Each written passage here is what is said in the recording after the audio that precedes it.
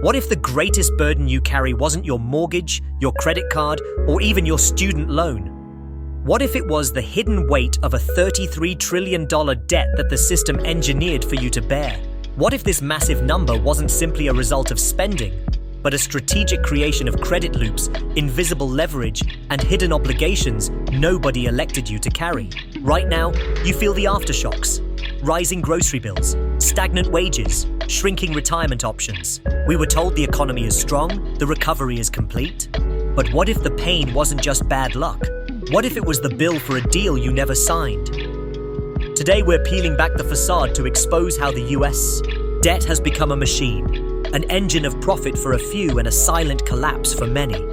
Before we dive in, tell me, where are you watching from? Because this isn't just about America, it's about the global chain built on that debt. And if you want more of the unfiltered truth behind the numbers shaping your life, hit that subscribe button, because we're just getting started. To grasp the full picture of our $33 trillion charge, we must rewind to when sovereign debt wasn't yet the monster it has become, but the foundation of modern finance.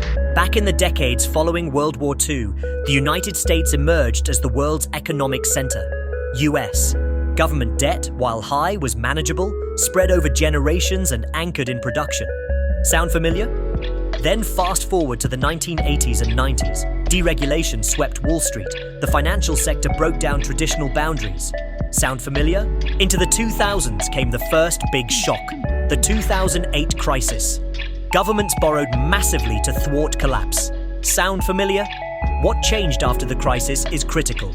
The US debt didn't just grow, it began morphing into a multi-trillion-dollar feedback loop. While official headlines talked about deficits and stimulus, behind the scenes, the Treasury and Fed opened credit lines, monetized debt, and fed speculative markets rather than building factories. Enter our present.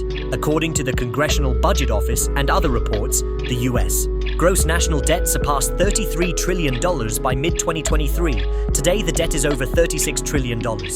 Yet despite this, asset prices are booming. Richest get richer, wages stagnate, and you still drive, rent, or pay for food. Sound familiar? History tells us that when debt to GDP ratios hit dangerous levels, interest payments start to dominate budgets. The Congressional Research Service warned that if US debt to GDP reaches 181% by 2053, interest costs could require payments of nearly 7% of GDP, a burden no economy can sustain. Sound familiar? So what once appeared as borrow now, repay later, transformed into borrow to feed the system now, let later bear the cost. That's the pattern many miss, and today you're living with the invoice. Now we arrive at the hidden engine behind this engineered collapse: debt monetization and shadow credit creation. Here's the twist: the US government didn't just borrow money, it turned that borrowing into a credit machine that feeds markets, private banks, and global speculators. In effect, the debt became the fuel for a financial supercycle. The Federal Reserve buys large swathes of Treasury debt. The Treasury issues trillions in bonds. Private banks and hedge funds borrow against these bonds. Layers of leverage build up. At each step, the cost is shifted off balance. The benefit flows to asset holders. The risk flows to taxpayers and future residents. Between 2020 and 2024, the US national debt has grown at rates previously seen only in wartime. The Treasury is now paying over $1 trillion a year in interest on that debt. Who enabled it?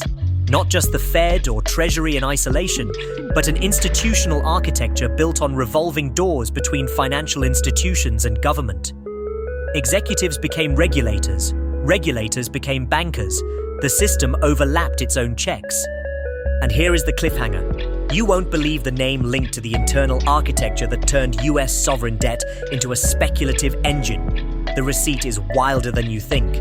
Let's break down exactly how this machine works, step by step, with real numbers, real players, and real consequences. Step A: issuance and growth of debt. The US gross national debt, the total owed by the federal government, crossed $33 trillion in 2023. By 2025, it exceeded $36 trillion. In some reports, growth rates pace at over $2.8 trillion per year, or about $7.9 billion per day. Step B: Monetization secondary credit layers. The Fed holds large amounts of Treasury securities. The Treasury issues bonds. These securities become collateral in private credit markets. So $1 of sovereign debt supports many dollars of private credit, known as shadow credit creation. For example, domestic holdings of federal debt rose from $7 trillion in 2014 to $20 trillion by 2025, and foreign holders hold trillions. Step C. De facto bailout and moral hazard. When the system borrowed trillions, investor expectations shifted. Large institutions believed they were protected. They borrowed more. Risk exploded. The system forgot what real productivity looked like. Greed rewarded. Speculative trading became the norm. Step D.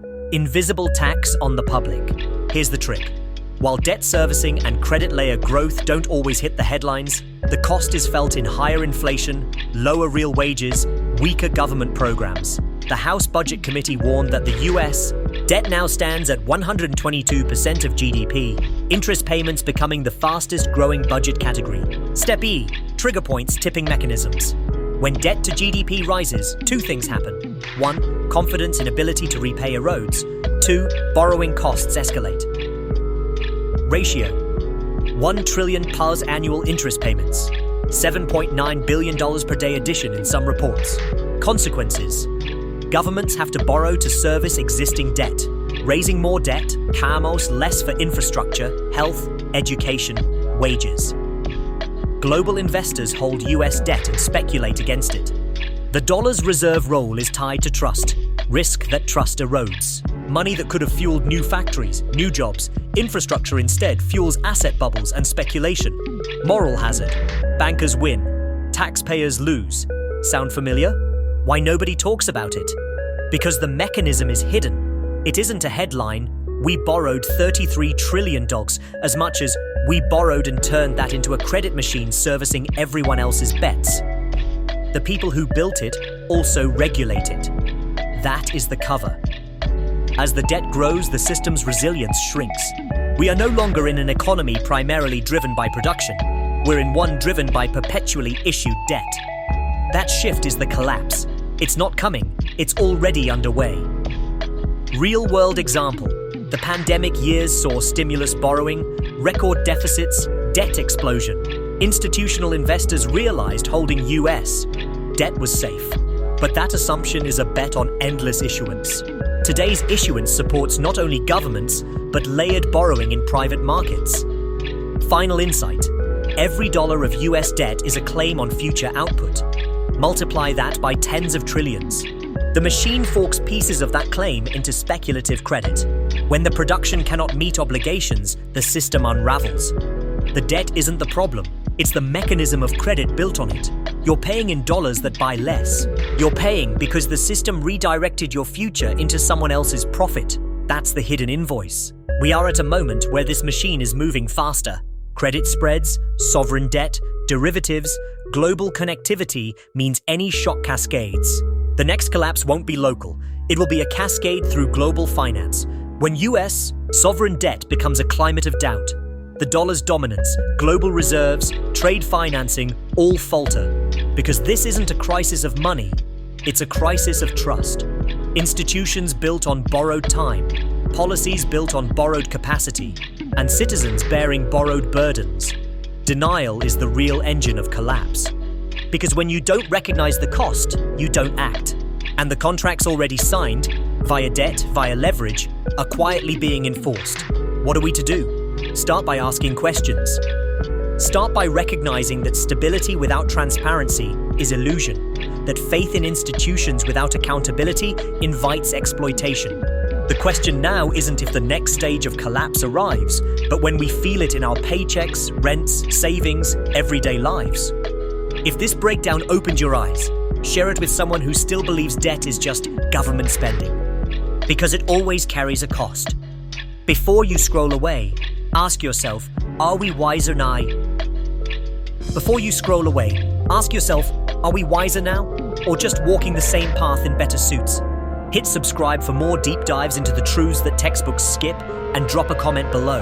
Where were you when the $33 trillion invoice was signed?